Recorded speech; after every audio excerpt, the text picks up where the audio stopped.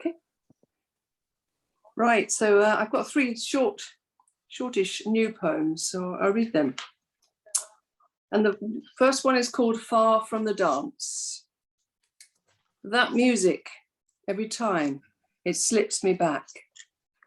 I should have held your hand, reached out across our small, forbidden space, our formal, absurd ice.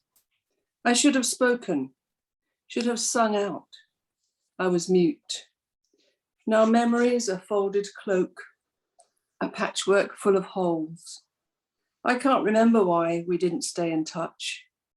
I can't remember, but of course I know full well. Unwritten letters buried, colours hidden in a box. This unforgiving rain. That's the first one. And the next one is, I'll read, I did a sonnet, so I'll read my sonnet. It's called Change.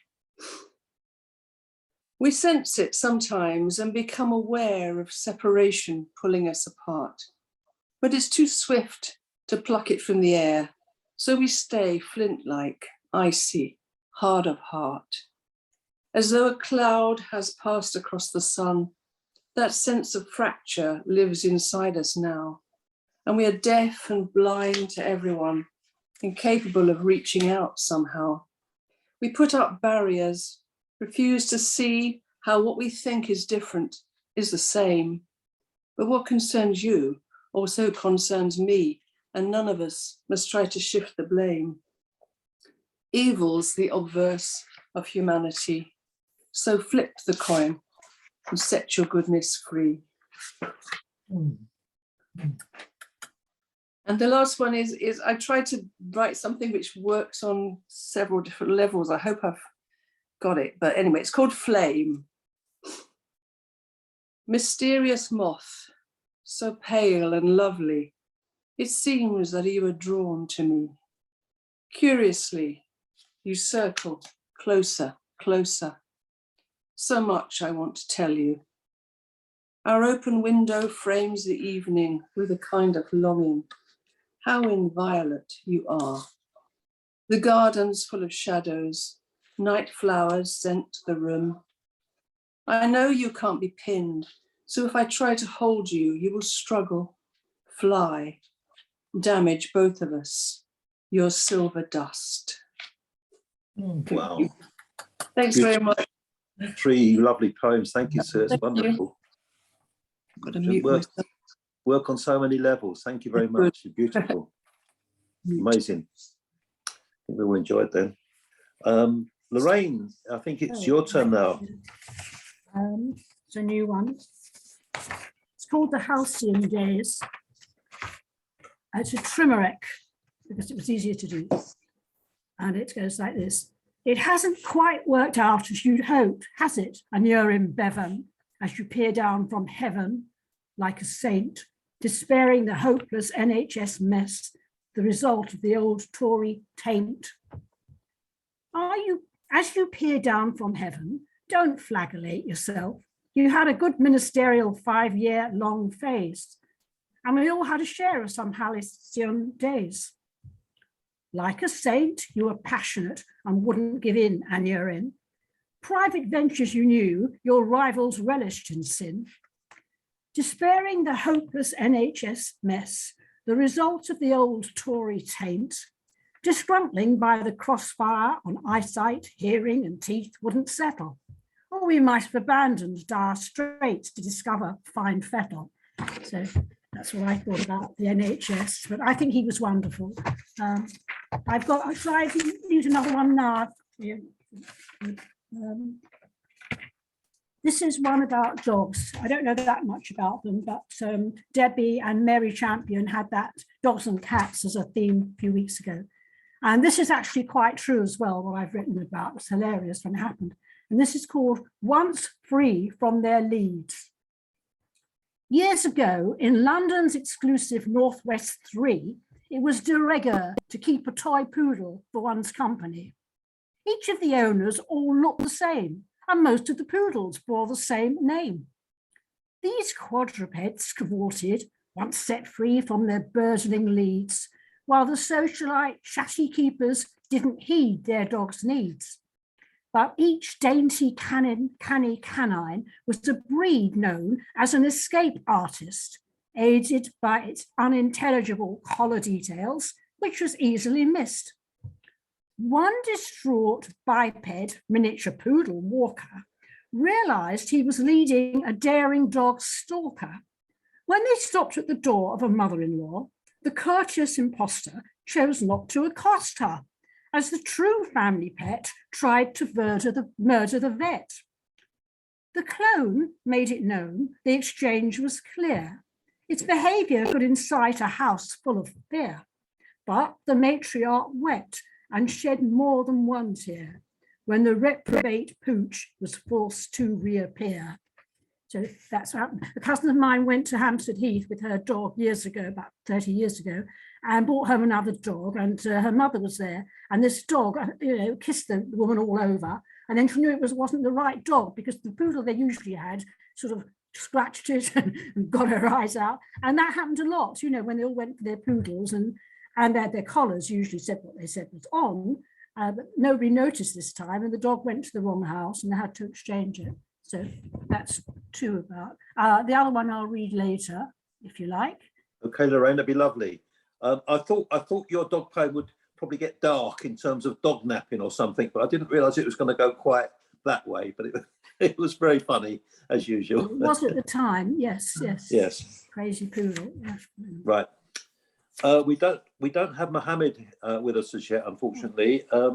So Angela, could we go straight to you, please? Are you ready? Yes. I know we're a bit early with you. Okay. No problem. This is the story of a life in poems, prose and song, that of my grandfather. And I'm just going to read the first 36-7 lines. In a quiet way.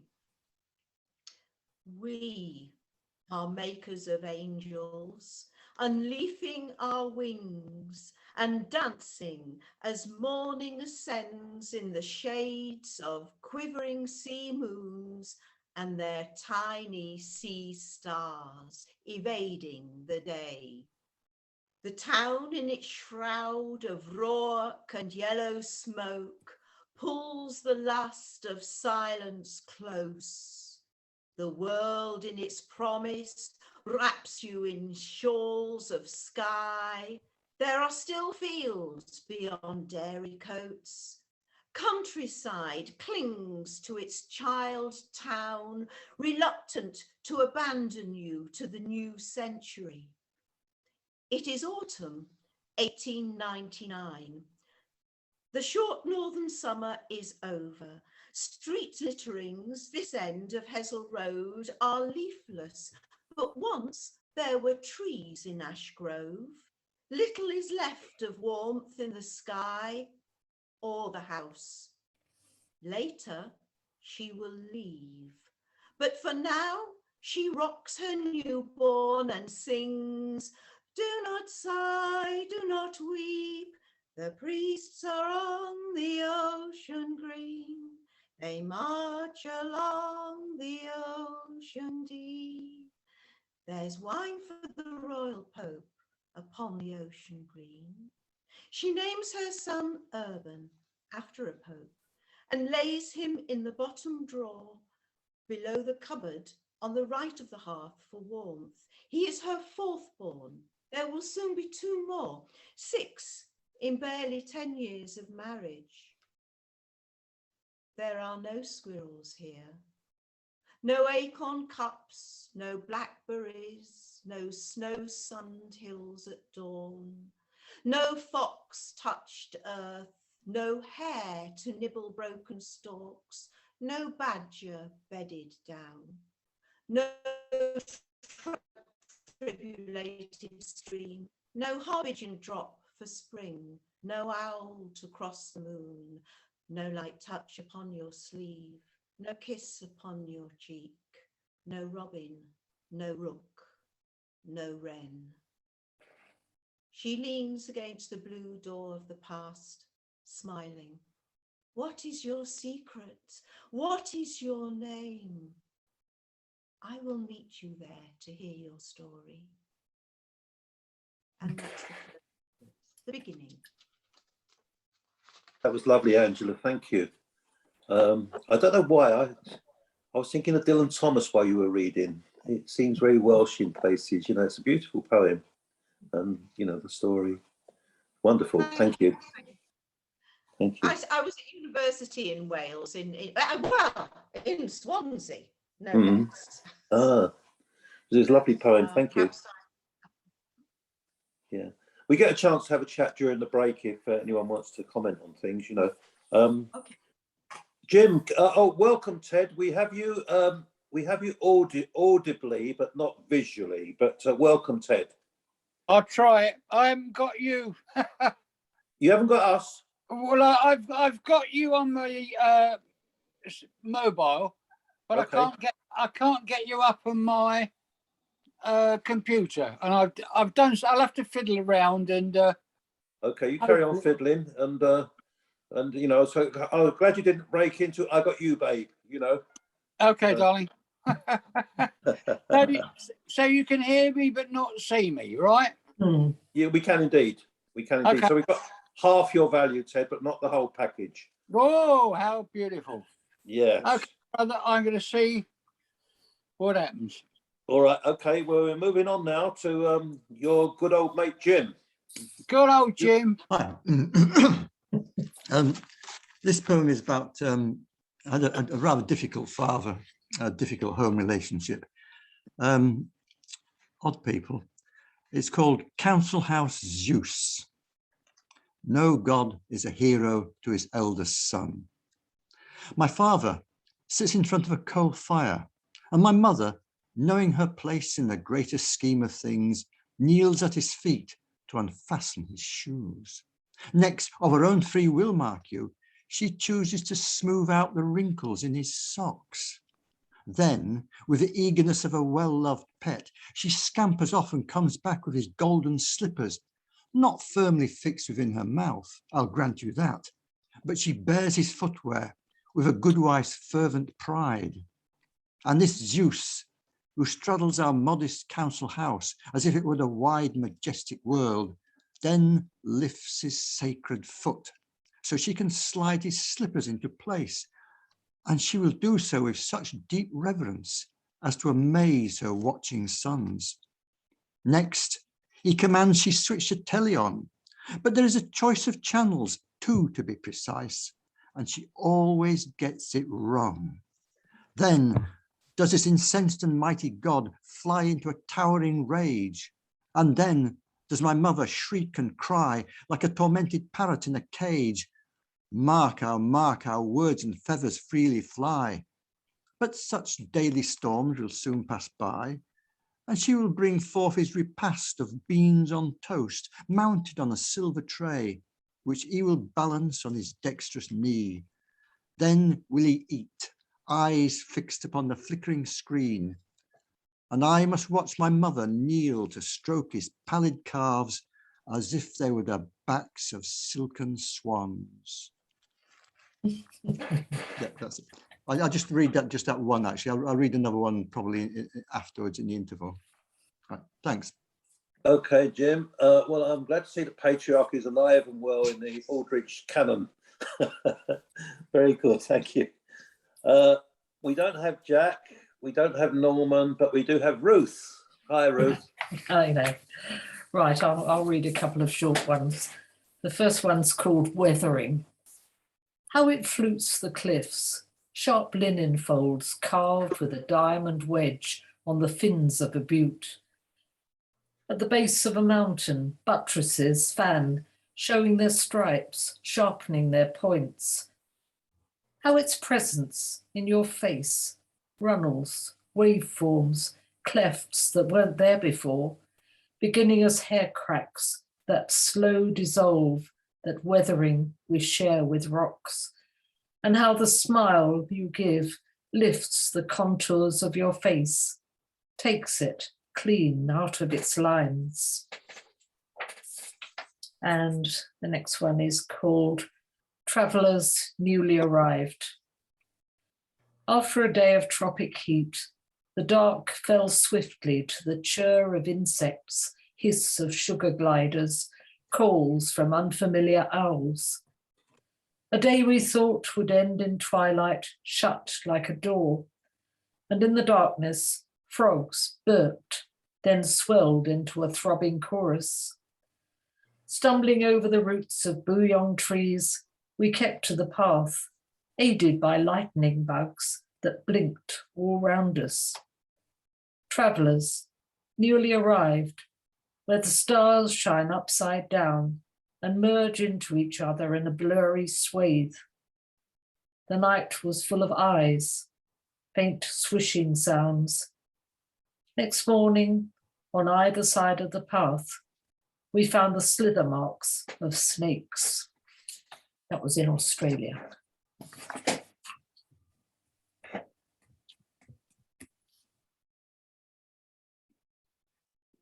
Oh, is that it for now, Ruth? Or Well, I could read one more if that's all right. we've got part 2, but it's up to you. I'll be happy Yes, for you to I'll- read one more. Yes, I'll probably have to leave at the end of part 1, so I'll read this one. Yes, please.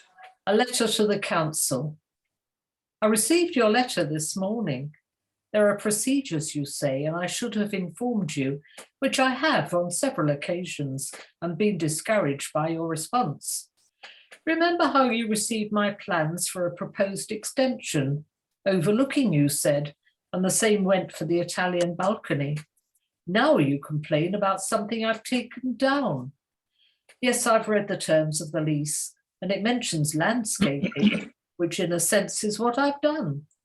I thought I was doing a good turn removing that tree. It creaked all night, noise nuisance, I think you'll find. Harboured crows and grey squirrels, oozed a disgusting sap and shed leaves all over the path. Worse still, it was stealing my light. I had no idea it was something you wished to conserve. As for the damage, I agree it would have been better if it had landed somewhere else. I think I know who complained. When I pulled on the rope, I thought the angle was spot on, but I'm not Pythagoras, and there was no one around when it fell, so no harm done, apart from the fence.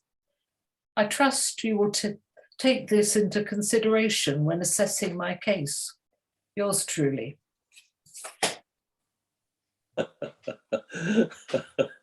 Oh, thank you, Ruth. Well, you took us to, in lockdown, when you took us to that beautiful tropical scene, the Australian one, and then you take us to bureaucracy and humour. So well done. Such is the breadth of poetry, isn't it? Robin, have you got anything for us, please? Muted. Still muted. That's it. Okay. Right. Are you getting sound? Yes, thank you, Robin. Right. Good. Because it's, I'm getting strange messages on my screen. Yeah, I've got a couple of brand new ones, I'm pleased to say. And the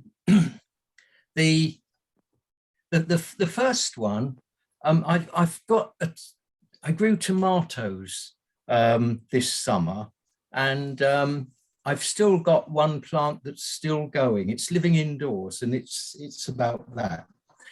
So this is called Christmas tomatoes. Started like the rest back in the spring, a single filament, fine as a hair, but channeling sustenance, straining for the sun. Later, more assertive, making leaves, demanding ever bigger pots, elaborate support from humble canes, themselves once thriving, now dead and pressed into service of other growing things. At last you found a home upon a windowsill, watched behind safe glass as others died outside, scourged and blackened by blight. But still you thrived, seemed to take heart from the demise of others, survived on daily watering, the weekly feed, clouding and crowding the glass with green, offered up a steady stream of fruit, as if in thanks. Autumn came, and still you strove, grew fresh new tendrils, formed flowers, fruit, undeterred it seemed by shortened days, darkened noons. So here we are, soon to cast this year aside, gnarled now, still pumping that perfume. You make your final offering to me. 3 ripe tomatoes, red as holly beads, gold, frankincense, myrrh, faith, hope, charity. We can but wish.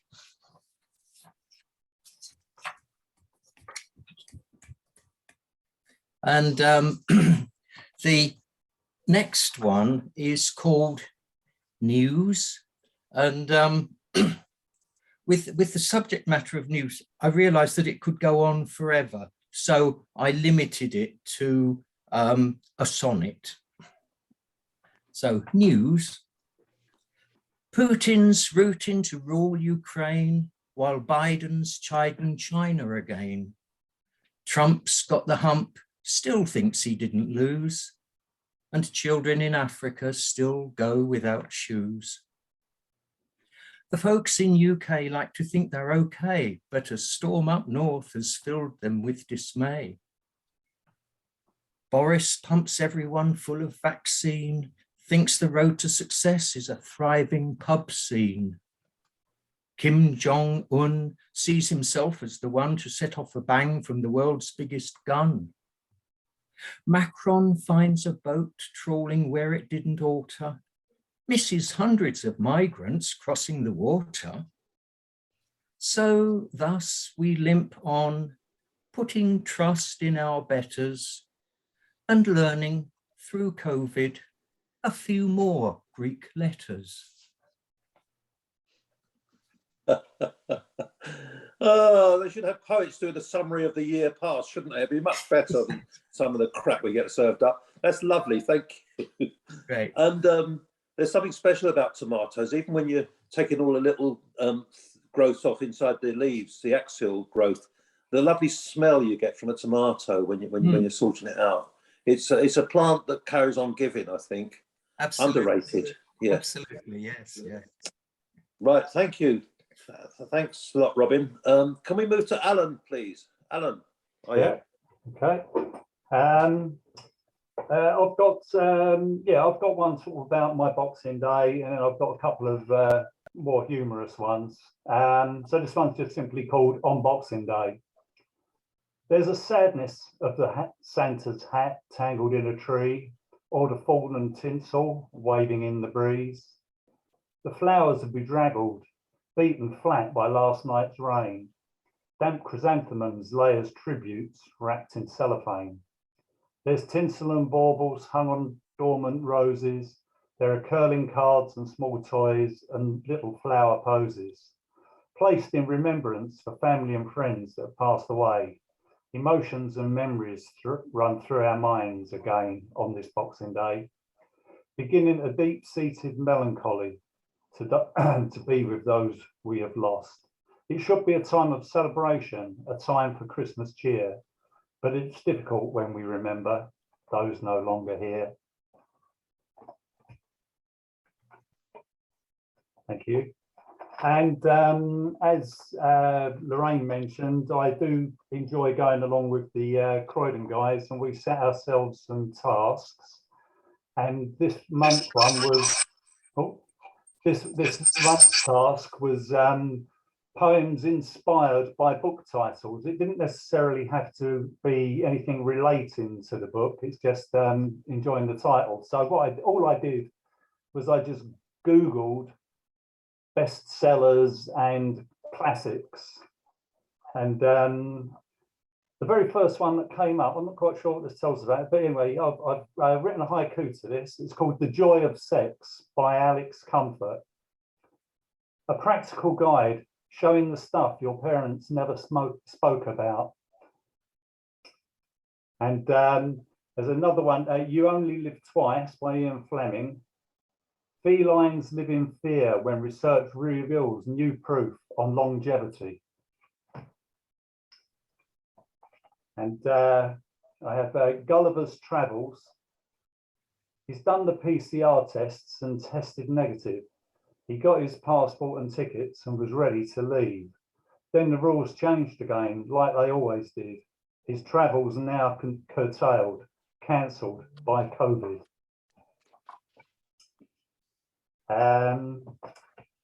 What else have we got? Oh yeah, and I've got one on Dracula as well. I don't know what happened. I think after the sort of all the Christmas nonsense, I kind of found myself needing a bit of humour. So this is Dracula by Bram Stoker, my version. What's that noise at the window? Is it the tapping of wings? Should I open it at this late hour and invite that little bird in? I am a fair maiden with the heart of a dove, yet I feel this small bird is a bat, and I feel the strong yearnings of love. I slowly open the window, and a man appears through the curtains, tall, dark, striking, dressed in black. He is confident and certain. His eyes meet mine longingly, then I feel naked beneath my nightrobe. He smiles, his dark eyes shining, then towards my neck his lips go. I think he's going to caress me. I surrender myself to his kiss. Closer and closer he gets now, then I hear a faint hiss. He plunges his teeth into my neck, deep into me. Our liaison is over so quick. He pulls away, gagging and burning, then turns and is violently sick. Was it something I said or did that offended my lover so quick? Or was it the pizza and dough balls I had for tea with the extra garlic? Do you like me to carry on? Yeah, yes, please, Alan. We've got plenty of time. Okay. So this one is Cider with Rosie. We met in the pub at 7:30, then had too many drinks. I got a takeaway kebab on the way home, then I threw up in the kitchen sink. She's such a bad influence. And finally, I think it's a slightly longer one. They boarded the train at Victoria to travel out across Kent. The whistle blew, the guard's flag flew, then out of the station they went. He couldn't settle in his saloon because there wasn't much room and too claustrophobic and cramped. So he went to the bar to smoke a cigar, but there were no seats to be found vacant. He stood shoulder to shoulder, his frustrations getting bolder, so decided to get a drink. The beer is quite flat, said the man in the hat, and the wine's warm and it ought to be cold. He decided to eat and still found no seat, so stood eating out of a bowl. His trip was not going as planned. It seemed staffed by the lazy and damned. Then a voice said, "Sir, did you check TripAdvisor? The reviews, well, they won't surprise you. And what do you expect for the price, sir?" Aghast, he read the reviews as they revealed their bad news. One said, "The conditions and service will not impress. In fact, the whole journey's experience was murder on the Orient Express." Thank you. Well, thank you, Alan. I went to the dentist today and I had my mouth open for about what seemed an hour or so. And I just imagine what a dentist would do if she found Dracula arriving, with this big canine. I'll have a look. I've got a poem about Dracula going to the dentist. Oh, well, that's definitely, that's a part two if you can find it. Yeah, I'll have a look and see if I can find it. Right. I noticed we've been joined now by a very good looking chap who's a Charlton Athletic supporter and a good poet. He's around somewhere. I can see his chin. Ted, you got your things. That's it. Can we have some volume? Can you unmute? Unmute, Ted. We can't hear you now. I can see you. Ted, can't hear you.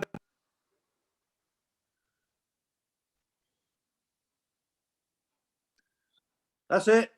That's it. Good. Yeah. I was going to ask you. You are sideways. You're like this. You're like this. Oh, am I? You're like this. You should be like this. That's it. That's it. All right. Is that me? Yeah, that's a full Monty. Yeah. No, it's upside down. Oh, now you're pissing about. This, So, right. Are you this good to comic, go? yeah, I tell you, what, I've just nipped outside to the shelf and I have got a Dylan Thomas book and I don't know what I'm going to read, but it's, no, that's too long. No, it's never too long. Oh, it is.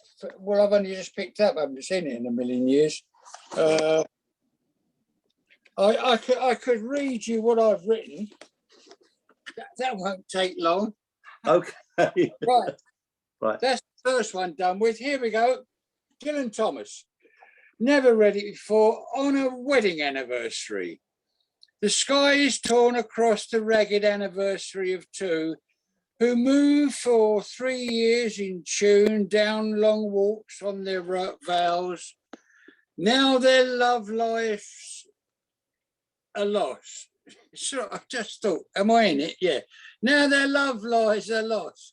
And love and his patience roar on a chain for every true or crater carrying clarion cloud. Death strikes their house. Too late is the wrong rain. They come together, whom they love, their love parted. The windows pour into their heart, and the doors burn in their brain. Well, that's a bit sad, isn't it? See if we can do it, make a better mess of something else. Right. No, masses of that. We don't want a lament, do we? All right, then, this is called When All My Five and Country Senses. When all my five and country senses see, the fingers will forget green thumbs and mark how.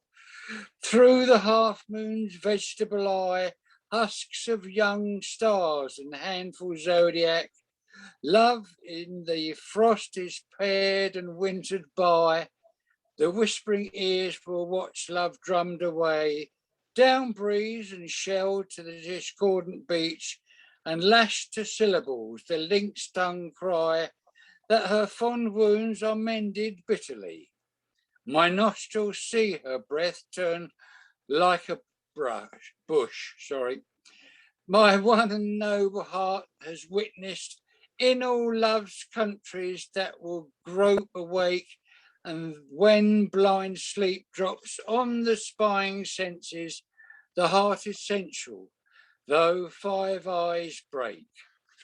On that little cock up of a reading, I shall leave you and thank you, not completely, but I shall stop reading and look forward to the next poet. There. Okay, Ted. Well, Yeah. The benefit of that is even you can't spoil beautiful words, Ted. So thank you very much. There you go. I take that as a compliment. Right. Now Well- we're going to move on to the other half of Poets Anonymous. Peter. Hello. Oh. Yes, a couple of days after Christmas, I went to Finisterre in Galicia. And I remembered I'd written a poem called Finisterre about 20 years ago. So I've been into the archives and dug this out. Finisterre. We have come so far across long, raw emptinesses. We are now few, standing as close to the high, ragged edge of the world as the fear of the cold breath of God, wind from the east, allows.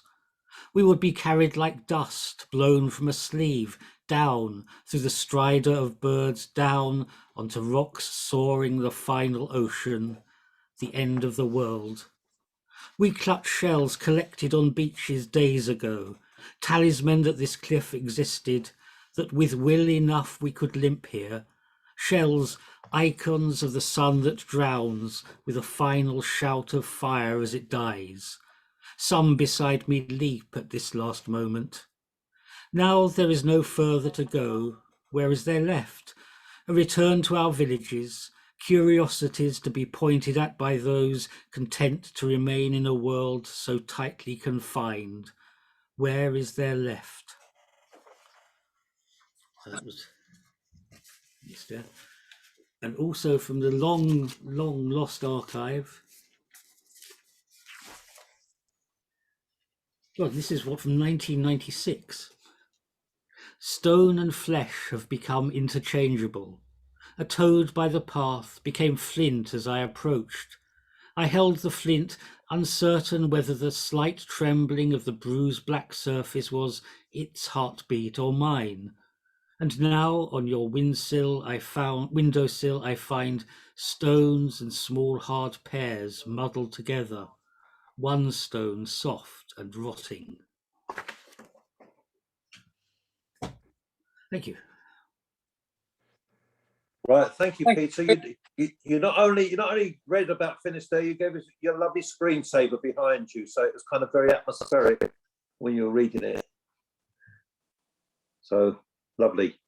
Well, as we've a bit of time, I'm gonna read my longest ever written poem, and it's called "Retrieving the Glasses." One reason for this is it kind of takes us out of winter into somewhere else. So, retrieving the glasses. It was not the best of days when the glasses fell into the pond, a careless tipping from a shirt pocket, followed by a gentle sinking, not unlike the feeling in my stomach when I thought of the cost of trifocals with anti-glare and scratch protection lenses, as well as reactor to light qualities. Too much to lose in a quagmire, for no everyday pond was this, dilapidated, missing crystal clear water, and with no sign of bright green pondweed sending up silver bubbles to release oxygen to a grateful planet. No, this was more of a stinking, fetid mess, being suffocated by a raft of parrotweed, which managed to grow its own wild lawn, needing to be tugged away with many grunts and not a little back strain to make a fat, fibrous mattress dumped on the side of the pond to reveal white stringed roots as closely woven as any cheesecloth shirt, to bind a pitch black layer of gloop surmounted by the offending, nay offensive even, emerald green invasive pest called parrotweed. At this location, conscience stuck out its accusing finger to say, look here, there has to be a whole continent of pond life in there, but what to do with such a layer cake exposed in all its gelatinous glory to the still hot sun of this evening? It looked at me with somber eye, redolent with the aroma of marsh gas, a pit latrine smell that hit the nostrils, and I swear that even a passing cabbage white was close to staggering in dippy flight, as if assailed by some new form of aerial gas warfare. Midge clouds rose up, glorifying in their newfound putrefaction. Girding up imaginary loins, I ruffled the miasma, reaching out to gale-flung debris of plastic pots, mysterious rocks, twigs and leaves in slimy decay, wearing surely illusory protection from marigold gloves, once a lurid yellow, where murk washes down cuffs below tide level, but the escape glasses lay far beyond reach. It occurs to me that, like Mars, there could be hidden life in the core of dark water where air and light hardly reach. Slowly dips the sun in the above sludge world, where evening says its crepuscular farewell, and I depart thinking of buckets, bidding goodnight to the glassy-eyed frogs who question unexplained invasions of their once hidden world, while wise newts simply slither into their darker depths. Next day dawned with a further tropical greeting to the time when I knew that, like Hercules, I would be clearing my Stygian stable. I armored myself in finding dustbins and buckets, fresh pondweed, and reasons to delay, starting out until tea time arrived, asking myself whether the drowned glasses remained safe during their sleepover Now I set to in bailing out foul-smelling water into ill-matched buckets and cans. Not everyone's cup of tea on a sticky summer evening. And as the level got lower, then so did I, creasing my portly frame over the head-dizzying stench, the bucket rim striking yet more of the minefield of sunken rocks. Kneeling among vengeful red ants, I prized slimy obstacles from sucking mud, releasing more methane than a field of cows in pasture, hoping no retrieved rocks would slip from my grasp to fall on my fragile quarry, let alone the innocent amphibians in their murky depths. Then, joy of joys, my probing fingers felt thin steel, then glass, and next, in my hand, were the bedraggled glasses. A quick slosh in the water tank restored them to respectability, if not to hygiene. My thoughts then strayed to mitigating the havoc I'd wreaked. A careful gathering up of pebbles to anchor proper pondweed in plastic pots, forced down into beds of primordial sludge in the hope that new growth would occur, much as Darwin thought our predecessors arose from the swamps. Having mastered creation, I could see my way forward to the laborious hauling of some 40 buckets of water to contribute to something that would resemble a pond, hopefully, when all the minute particles in suspension decided to move to their final places of rest, and peace comes to troubled waters, where the damsel and the dragonflies hover over the croaking frogs. Sheer bliss, if your glasses aren't dropped in. There you go, boom, boom. My allotment pond. Well, we can all unmute now. Ah. All right. You okay, Lorraine? She's frozen.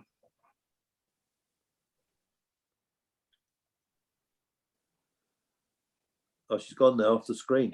That's not like Lorraine. No, she's a star of stage and screen. So, Lorraine, where are you? I don't know what's happened there. Computer or internet's gone down. Yeah, looks like it, doesn't it? Angela, can we move to you and then come back to Lorraine a little bit later, do you think? Is that okay, Angela? No problem. Okay, thank you. I just I've got one here of a place and a person that I used to visit and think a lot about. It's called At Home. Where did your father do his barnacles? Asked the boy. Barnacles? Said the second boy. Yes, barnacles, replied the first. What do you mean, barnacles? Said the second. You know, barnacles, said the first. Yes, I know barnacles, said the second, but what do you mean, barnacles? Repeated the second. I mean barnacles, doing the barnacles, repeated the first. My father doesn't do barnacles, said the second. He doesn't have barnacles. Doesn't have barnacles? Whispered the first, after a few seconds' silence. No barnacles, he quietly breathed. What about worms? He asked, hope alive in his eye. At home, Mr. Darwin Sr. carefully placed the morning's collection of earthworms on the lid of the grand piano.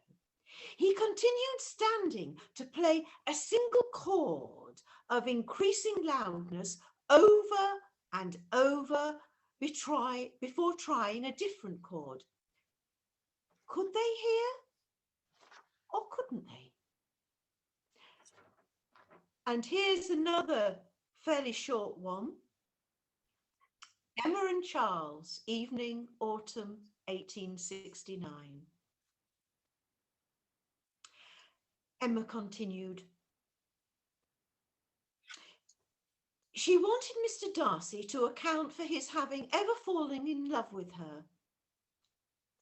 How would you begin? Said she.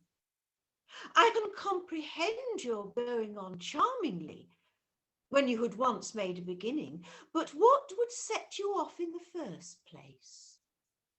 Charles interrupted again. It may be the setting off that interests a woman, but without the going on charmingly, the setting off would be as diamonds would be to dinosaurs, of no distinction and signifying nothing. Perhaps a man determines the probability of going on charmingly before settling on ever setting off. Emma smiled. And perhaps a woman has decided upon the likelihood of his going on charmingly before she ever sets him off.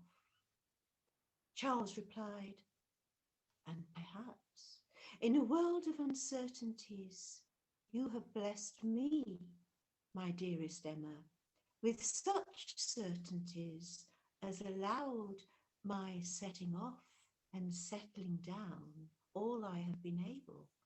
Emma demurred. Perhaps, Mr. Darwin, perhaps. Oh, certainly, Mrs. Darwin, certainly, said Charles. That's it. That's wonderful, Angela. Thank you. Brilliant. It wasn't, you know, when you think about it, it wasn't so easy for women to set off anywhere in Victorian times, was it? Because they'd have all their property taken off them. Yes, well, well, this is woven in there a little bit. It is, yes. I picked up a little bit of kind of gentle irony in there. Thank you. It's wonderful. Thank you. Okay, now we're going to Jim. Jim. You have to unmute, Jim. Yeah, can you hear me? Yeah. Yeah. This one's it's called The Ballad of John and Salome, and I've given it a sort of American type sort of interpretation. The Ballad of John and Salome. Salome met the Baptist, let him see her pretty thighs. Said, John, dear John, when I've got nothing on, I'm a sight to bless your eyes. But Johnny was a saintly soul, a stout-hearted man of faith. Said, Salome, just get out of my way. I've got some souls to save. Now Salome, she took offence and pointed at his neck, said, John, dear John, you're oh so wrong, and I will have your head. My stepdad is the big boss man, and I'm his favourite child. What I want is what I get, and you is gonna die. Now Herod was a troubled man and prone to kill his sons, but he loved his stepdaughter Salome like she was second to none. Salome, dance for your stepdad and show me your pretty thighs. And I'll give you his head on a silver plate and you can spit in his eye. So up she danced for her stepdad. There was nothing he didn't see. His eyes were enriched. She said, son of a bitch, go bring the Baptist to me. They brought him to the courtyard. Herod forced him to his knees, said, listen, schmuck, you're fresh out of luck. It's time to say your piece. But John spoke not a single word as his flesh began to shine. The Nubian sword sliced through his neck. The blood, it flowed like wine. The head was brought to Salome and she began to cry. Oh, John, dear John, your faith was strong. I see it in your eyes. I did not want to take your life. It was just a female thing. You should have been less serious and let me dance and sing. My beauty is a precious fruit. I hungered for your seeds. You should have been a natural man and sang and danced with me. The head was taken from the room and thrown into a well. And Salome, she lived and died. That's all there is to tell. Oh, proper story writing in the Old Testament, wasn't there? Oh no, it's New Testament actually. Yeah, it's St. John the Baptist. Very good, thank you. Any more, Jim? No, that's it, sorry. I love the sort of gentle transition from Black American, and I think you drifted a little bit into Scottish at one point, and it was very interesting. But you distinguish the voices nicely. Very good. Lovely poem. Thank you. Thank you. Ruth, no. Robin, have you got anything for us, Robin? Robin's muted. Robin's deep in thought, unfrozen and muted. Robin!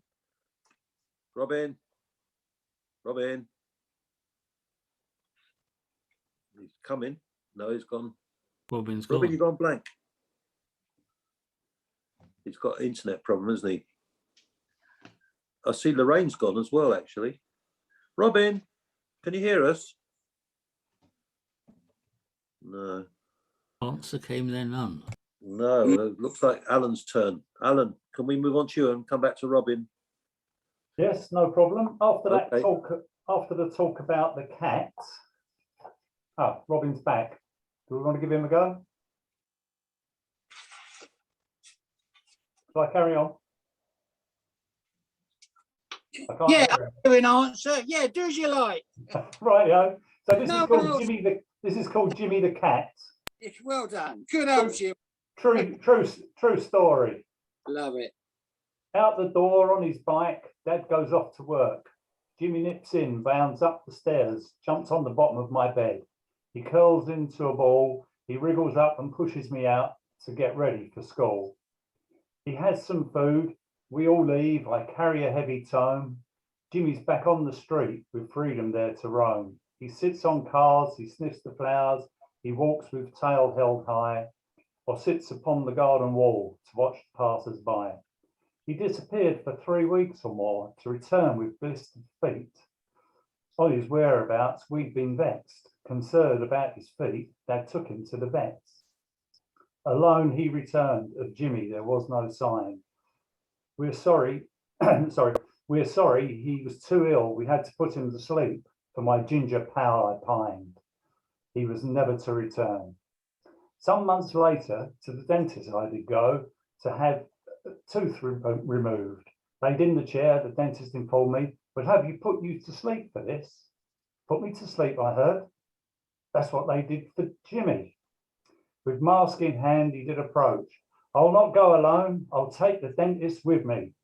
The receptionist, the dentist, and my mum held me in the chair.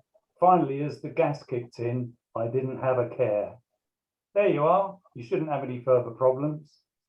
About 40 years later, my dad revealed to me it wasn't Jimmy's feet that killed him. He was fed up with him scratching the curtains and the settee.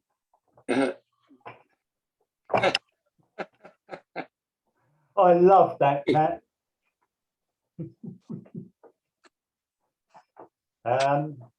This one's called Wet Coats. This was a journey back from visiting some friends in those days when you could visit friends, coming back from Somerset.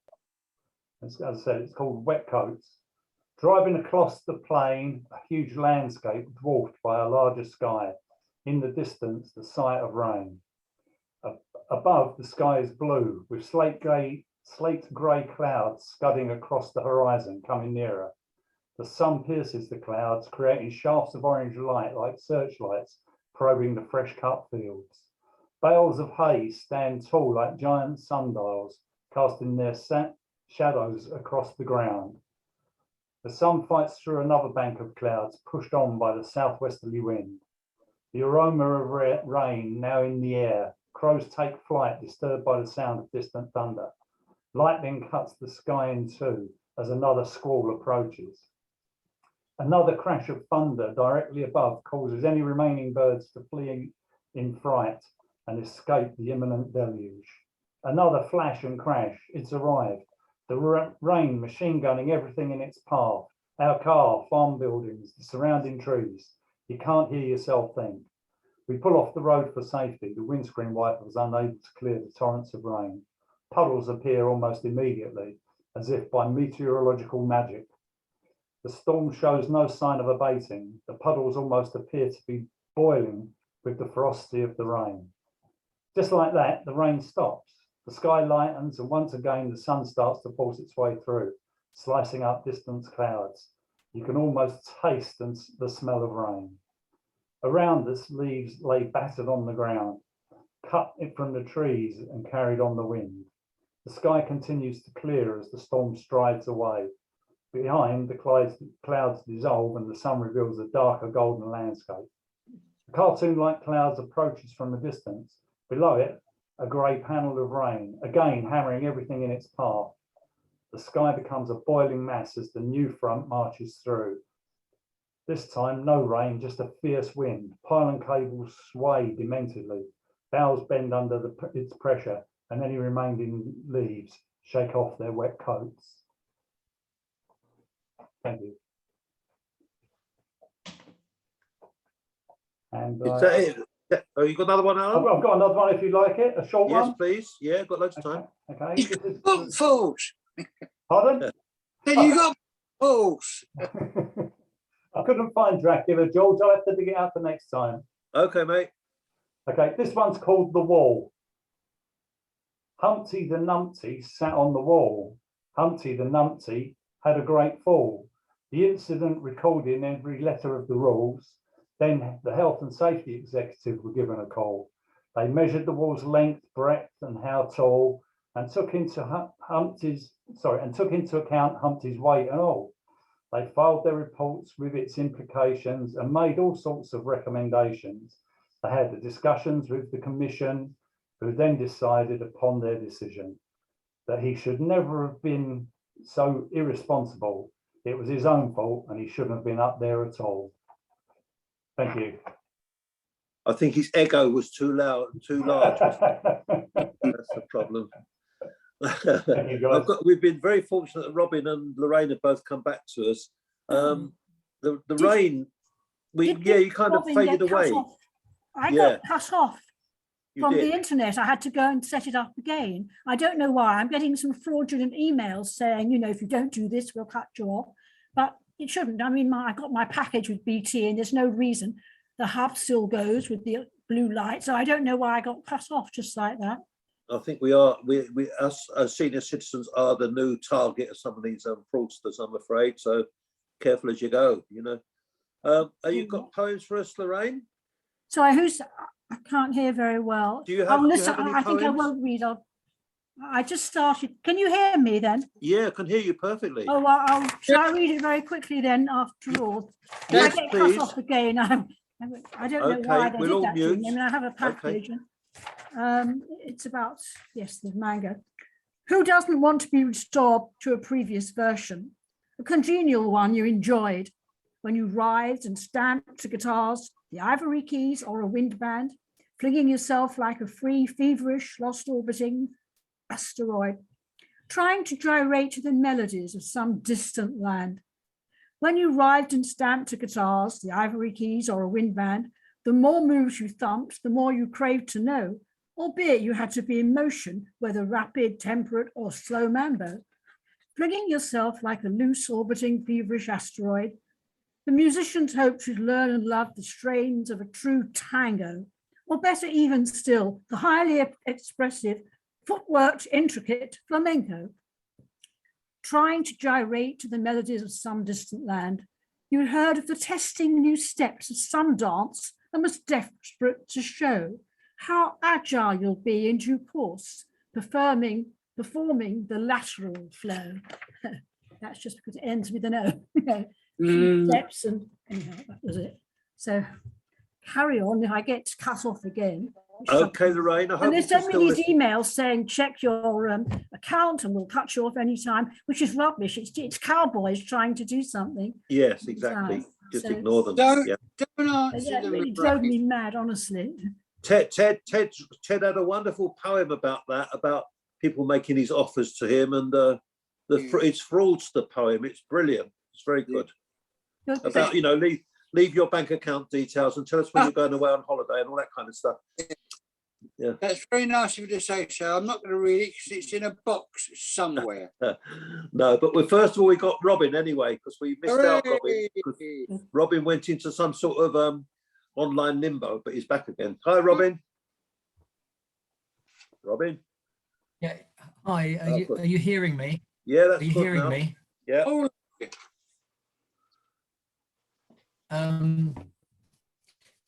Yeah, sorry, my system seems to be playing up. It keeps going in and out and all sorts of terrible things. So if I disappear suddenly, you'll know why. Okay. Exactly. Right.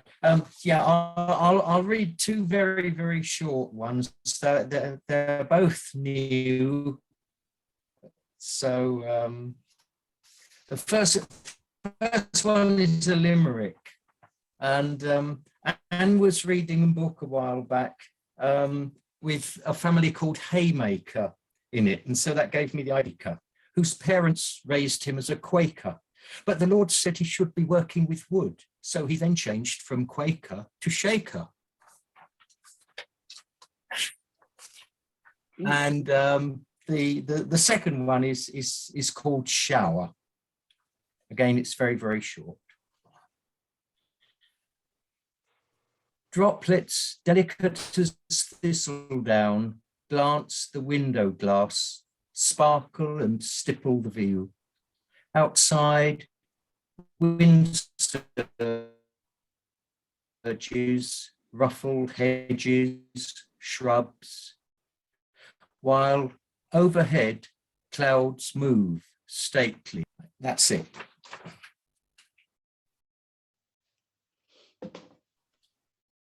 Okay, Robin, I think we got all that. Thank you very much. Very good. Totally Thank good. you. Thanks. But it is a bit, I can see you're having problems with it though, but we received it all okay. Thank you. Yeah, I'm getting low bandwidth messages and all sorts of weird stuff coming up. So yeah, as I said, if I disappear, it's the system. Okay. So we can go back to yeah. Okay. Anyway, nice to see you all again. Yeah, lovely. So we just want to hear Ted's wonderful words now. But lovely to see you, Robin. Take care. Ted, Hello, you're on. Robin. Nice to see you, man. Good, nice to see you back. This is from Staying Alive, and it's In and Out of Love, and it's by C.K. Williams. This one's Love Beginnings.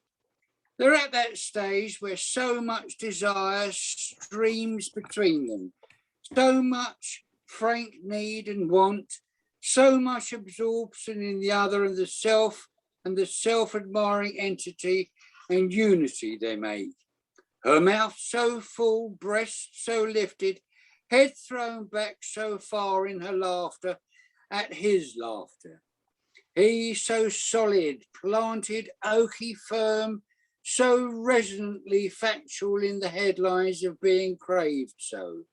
She almost wreathed upon him by their intertwine, as they intertwine again, touch again, cheek, lip, shoulder, brow.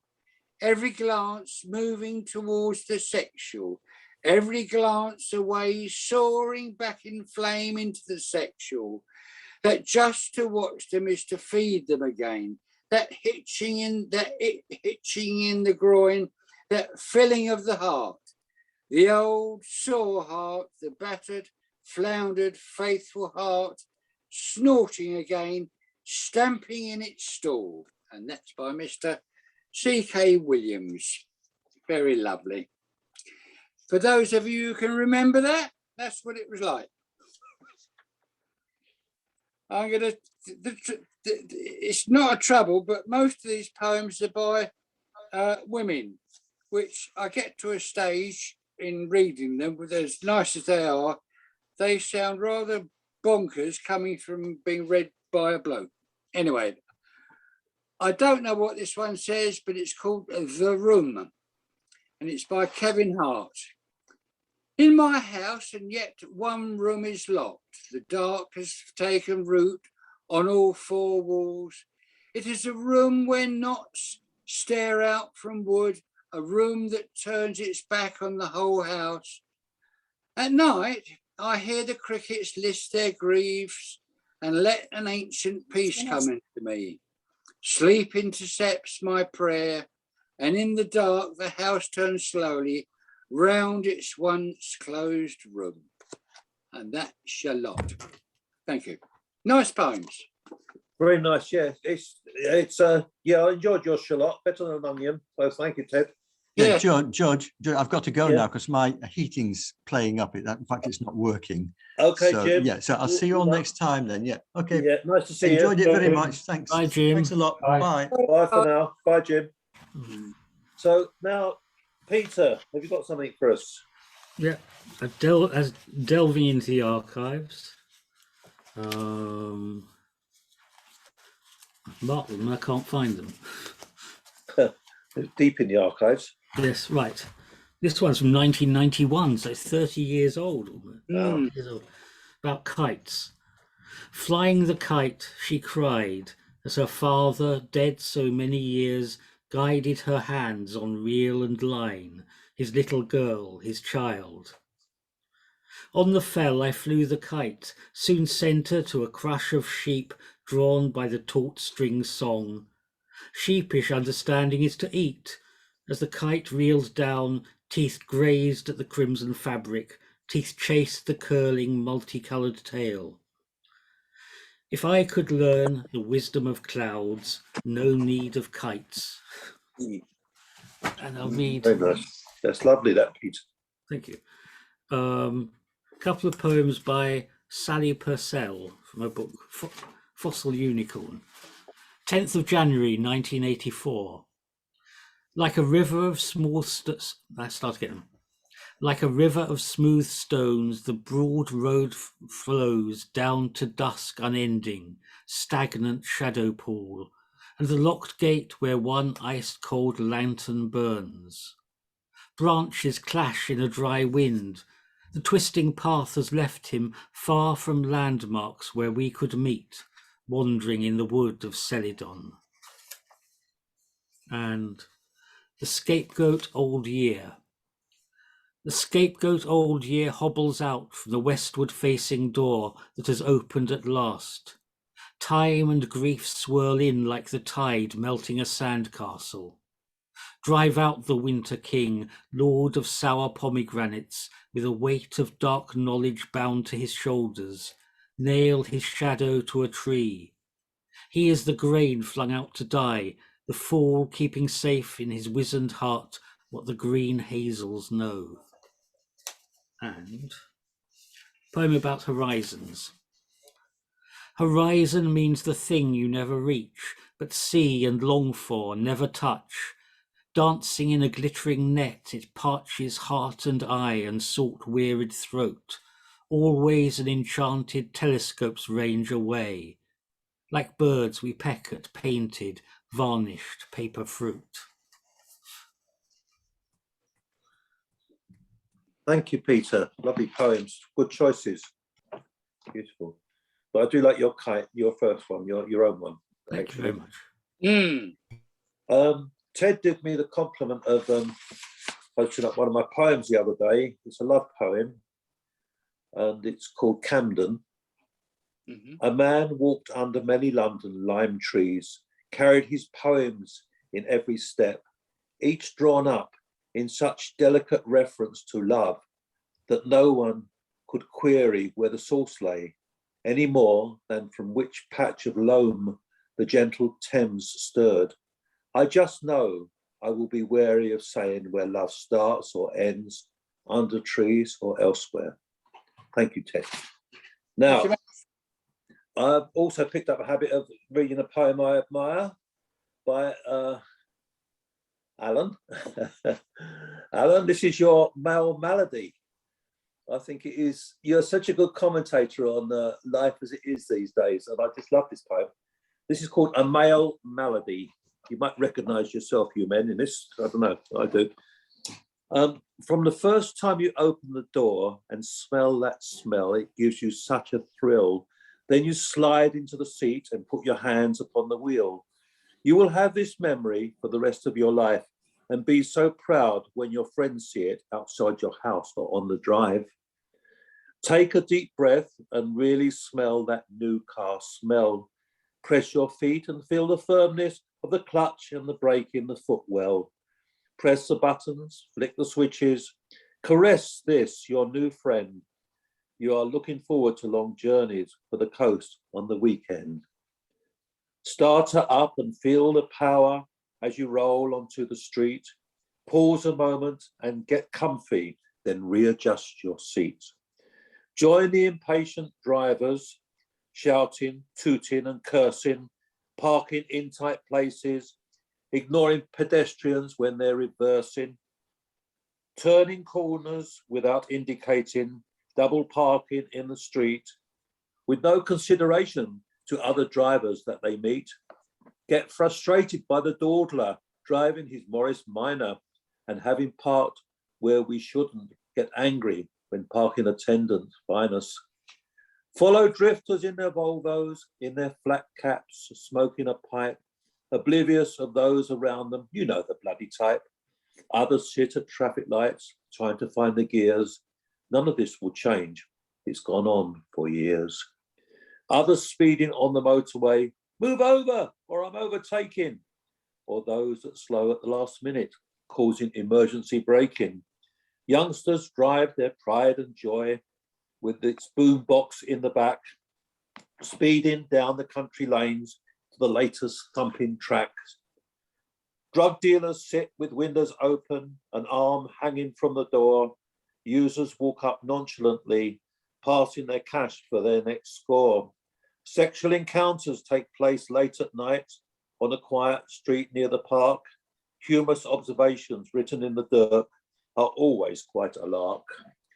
Rusted hulks in breakers' yards wait for their destruction. Ferraris, Porsches and Jaguars all offer their seduction. Pimp your rides, don't try to hide the pride in your first wheels. Turbocharged or fuel injected, drive away to tire squeals. Sunday morning with your bucket, sponge and soapy water on the roof. Rinse it down, leather it off, then wax it to make it weatherproof. Hoover the interior, then buff up the dash. Be careful pulling out at junctions. You just don't want to crash. Some join the AA, others join the RAC, but others like to tinker. Make sure you have de-icer for the frost in the midwinter. Whether it be mag wheels or alloys, they please our every whim. Even the old Mark I Escort has its loving plastic clip-on trims. National flags and Union Jacks fly in the time of the World Cup. La cucaracha and klaxons always make to look up. From boy racers to the middle-aged retiree, and don't forget the white van man. We always cherish the car we have, even if it's second-hand. It doesn't matter what you drive. It's our car that can define us. It's all the same. It's the same all over the world due to infection by the male car owner virus. Well, thank you, Alan. That's a classic. How's it feel hearing your own poem read by a strange voice? It's very strange, actually. Yeah, first time I've ever heard anybody else read one of mine. No, thank you very much. Really, I enjoyed it. I love that. It's funny. You've got this ability to kind of just spot how we all are and put it into poetry. It's very good. You do. You succeed. Well, shall we all have a chat then? Why not? Yeah, Yeah. We're very early, 25 to 10.